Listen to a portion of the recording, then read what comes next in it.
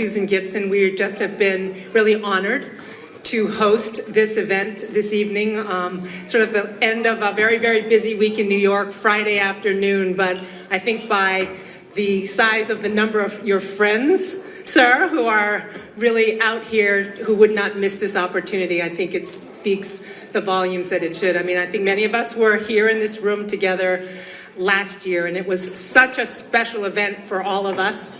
And I know for Professor Yunus, so backed by popular demand, we're just so thrilled to be able to host you all here for this really, really special occasion. So our honorary guest needs no introduction, obviously, to this group. This room are people who love you, your friends, who are so proud. It's hard to imagine what the year must have been like in Bangladesh since last summer and all that's transpired. But I think it is fair to say that we're so inspired by the leadership, by the incredible job the interim government has done in the United States. Obviously, one of our presidents in 1961 in his inaugural speech, JFK, said, ask not what your country can do for you, but what you can do for your country. And so I think that has been not just an American aspiration, but a global aspiration. And I would think it be true to say that there is no one who has lived this like Professor Muhammad Yunus, now honorable, obviously special advisor of Bangladesh. Just as a chief advisor, you have, from the earliest days going back to Bangladesh, post-university to the last 2 years, have really lived that thought of service to your country, love for the people, and we are so deeply, deeply inspired and honored to be your friends and to be here to have you come up and say a few words. So thank you, everybody, for coming, and thank you. It's a conspiracy of Andrea. She sneaked me out from the prison so that I can meet my friends. I'm a prisoner number 2024. I'm not supposed to meet people that I used to know. So it's another world. Somehow today it was a successful conspiracy. So I sneaked out. It's a great experience to go through what I have to go through right now. I was kind of brought into it without having any kind of idea that I should be ever playing a role like this. But the situation was so dire, so terrible, that you cannot keep on saying no to it.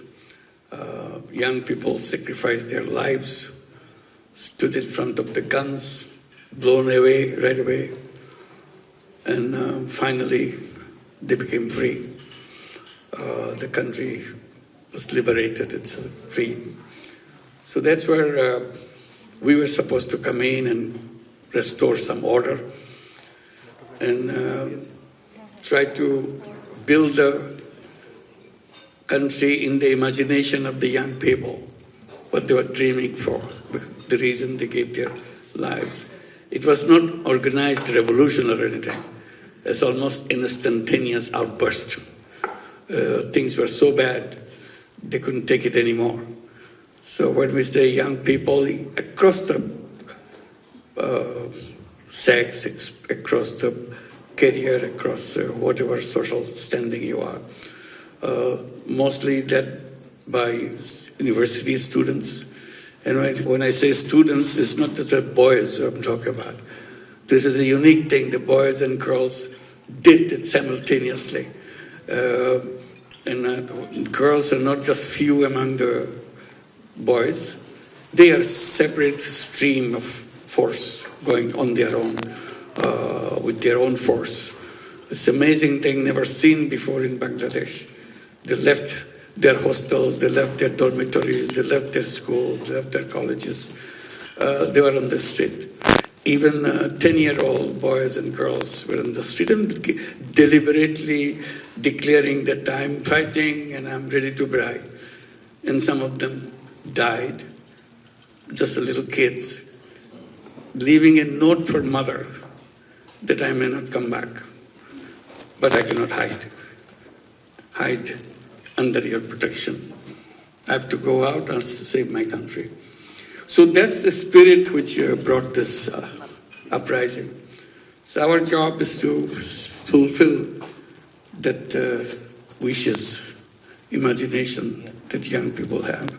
It's a tough job. Not everything is doable, but they are helping immediately to take place. But we keep on promising that things will happen, and we'll continue to work for that. And this is where they have defined that this will be a new Bangladesh. That's the word they use, new Bangladesh. So you have to keep on defining what fits into new Bangladesh, what doesn't fit into new Bangladesh. So we have gone through it. It's a year now. So just about, we celebrated the anniversary of the uprising. And the anniversary is a very interesting thing. It was a kind of repeat of the things that happened a year back. So you can vividly see right now in the comfort that the enemy is not there anymore, but this is what happened to all of us. This was well documented because all these young people not only fighting in the street, they were drawing paintings about their home. If you go through Dhaka city, every single street that you have, roads are all painted on the sidewalk, on the sidewalls, in a very vivid way. It's not just scrambling something, scratching something. It is really depicted the everyday thing that was happening, and they're writing down their aspirations on the wall, what they want, and it's beautifully expressed. They're not poets or they're not revolutionary leaders, but they felt that things themselves and came out. So quickly, when I saw that, I tried to get photographers to take the pictures. I said, when the monsoon comes, this will be all washed away. So before it's washed away, we should document them. Then they said, it's not only Dhaka city.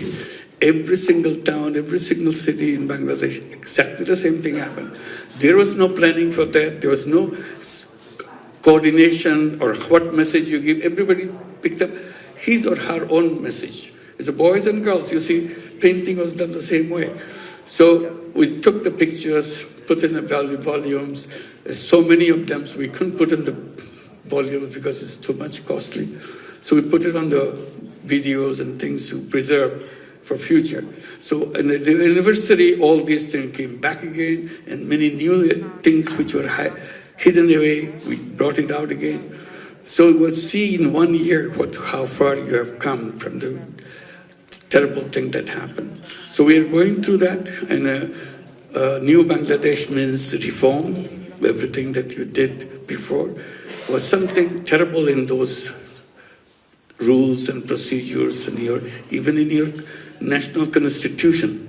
So the alleys, the roads that are already laid down somewhere in our system that a regime like this can emerge, that we couldn't do anything. So their ambition is to make sure you plug in every single way that any such terror government can come up again. So this is a very big task. So we're going through that reform, and then the agenda is for the justice for the people. So those who are perpetrators of this brought to justice and punished. And the third was election. So in the first anniversary, we announced that we are coming close to the third phase of election. So we announced the election date, which will be February next year. The first half of February, we fix up a date there. And we'll have the election to hand over the responsibility to an elected government. But it is an extremely, extremely valuable, very intense time for the whole nation. Everybody is involved. You will not find anybody who will say, okay, let them do whatever they want to do. Everybody has a plan. Everybody says your plan is wrong, my plan is right. So it's ambitions and so on. Whatever you do, they say it's not good enough, which is understandable because things that happened to them, they wanted a very quick change of everything. So we are matching with their aspirations. is a big task for everybody, all of us. The good thing that happened these couple of days, or 3 or 4 days, when we came to the United Nations, that's what brought us here. We brought the leaders of the political parties with us, so they can participate together, because usually political party leaders don't talk to each other. So we brought them together, and we keep on introducing them whichever session we are going into. We keep saying that we are the outgoing government, they are the incoming government. They're all here. They are the one who will be running the government. And they look at each other, which one will be the... But it's good, they're very friendly. Usually they're not friendly in Bangladesh. Political leaders always keep on fighting. That's the spirit in which they work. But it's a wonderful thing to have them together and speaking in the same forum about their aspirations and so on. So that it's not only attending a conference, it's also kind of a process of bringing together their ideas and so on. Not each one is fighting against the other. Someone says, there's a picture taken today at the United Nations. Someone said, this is the United Bangladesh in United Nations. So this is a picture, because all the leaders were there, and I was there in one single frame. So that's a good kind of a tagline, that United Bangladesh in United Nations.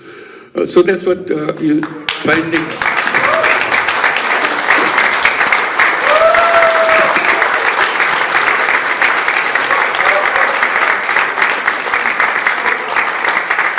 So it's a very significant moment in our history, what we are going through. Each day that we spend here and day they will be spending back home after this, very significant. And thank you, Andrea, for making this happen, to share our experiences. And enjoy the sneaky exit from my prison for a while. Thank you. Thank you. Thank you. Thank you very much. Thank you. Wonderful to see you all. Thank you.